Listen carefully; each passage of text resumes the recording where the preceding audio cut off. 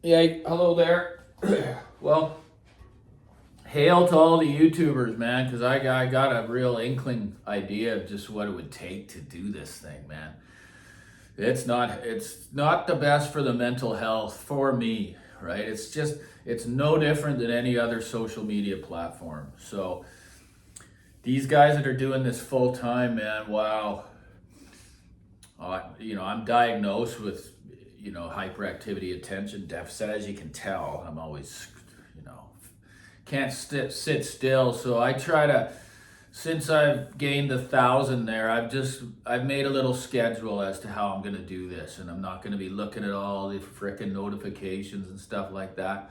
It's toxic for me. So I'm just grateful that I have a business that's good for my mental health. And here I can share the knowledge that I have. And that was the goal from the beginning, right? It wasn't to come and compete and try to do more reviews of equipment than the next guy. No, it was just about me coming on here and sharing the knowledge. All things hi-fi, how it affects us emotionally, all the way down to what I feel is a good piece of equipment because I live with it and it's always still behind me, right? I may bring up some components I've had in the past because I feel so highly about them. But this video is basically about, I used to watch YouTube quite a while ago, mainly for entertainment. I mean, I've learned my own information and I just know what I want. I know what I like, and I know what I'm doing when it comes to hi-fi, right? Right down to when I bought this pre-build, so passionate about it, like a lot of you. When I looked at the drawings, I had to make sure there was a space that was going to suit the system where there wouldn't have to be any acoustical changes made to allow the sound to just be right. Because, not everyone has the option of, plastering a room up with all this freaking ugly aesthetic stuff or building their own room separately from their space, which I'll get into in a little while here. But so I knew that because I got a corner unit, which is a really smart choice. Obviously, you got no neighbor on this side. That's the outside wall of the building behind the spatials, right? So that's there's concrete behind the drywall there. Although it may sound echoey on the phone, this room is basically unbelievable. There is none of that. And I don't need to prove it to you, but my other goldeneer, he'll come over for the second time and tell you the truth that this room doesn't need treatment.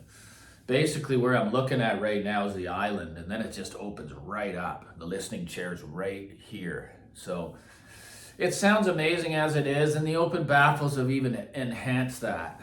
Just removing any wall boundaries. Yeah, you can go absolutely bizarro and try to change everything, but where I'm going with this is, I got lucky. It just sounds amazing. And, I'm just going to bring up another YouTuber because I'm riding on the coattails. And, hate me for it all you want. I mean, I got to do something to continue to try to. But I'm only going to give credit where it's due. Like, there's hundreds of them out there. And I only like the guys that continue to evolve. If they're doing this full time and they continue to do the same thing, I just totally lose interest. I don't watch him anymore, right? So I'm going to bring him up, and his name's Ron, and he knows who he is. Ron at New Record Day, man.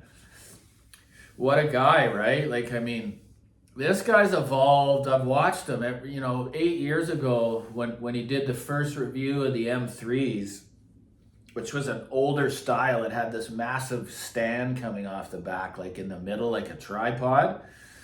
But there was one thing that he said in there, and it always stuck with me for my space was, do they work in a small room? And his answer was yes. And a lot of people wonder that, right? I'm here to tell you, you're damn right they do. Unbelievably. I've had some really expensive box speakers in here, stand mounts. I had the Grahams. They just don't do what these do in here. So what impresses me about Ron is ever since he's the godfather of this stuff, the way he's done it. Everyone's kind of followed his footsteps. Maybe there's people that came before him, but what he's done, and to make that commitment to leave your career, man, that's a lot of courage. Like I had to do for my business, right? To just let go and know in your heart that everything's going to be okay. That's how we have to think as entrepreneurs, right? So I'm on my 3-month holiday here, and now this has been implemented into my life, and that's pretty cool. You know, it really is. So Ron, man, I've watched you, go into the dummy head, the sound checks and the sound testing and all that other stuff. The only thing I don't like is the audiophile music. Sure, I got it, but man, as I said before, it almost sounds phony, like it's too good. I like that, the elbows and the knees and the music. Like these female vocalists, I can sit there and listen to it. It sounds unbelievable, but I don't know. I can't listen to that stuff all the time. I guess it's great to test systems with, but I don't know about that. Anyway, that's not my avenue and not my route, but the thing that has impressed me the most is the sound shed. Like, oh my God.